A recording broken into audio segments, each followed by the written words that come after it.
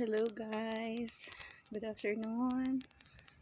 Alas 3 ng hapon dito, andito ako sa labas. Dinalaw ko yung aming tamar. Tinignan ko kung may tubig siya. Diniligan ng ating maneho. Yan, ang taas ng aming rehan. Ito, grabe taas na oh. Panglilim lang yan, hindi yan nagbubunga.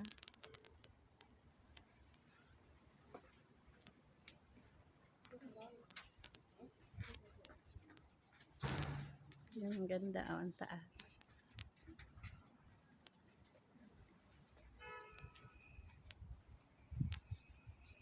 Yala ko ma. Ganyan lang nabubuhay dito mga halaman. Ang lakas ang hangin.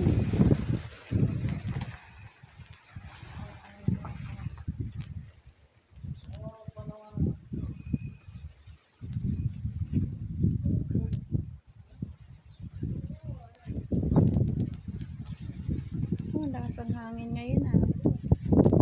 Ayan, labas ang bahay namin. Bawal kumuha sa loob. Dito na lang.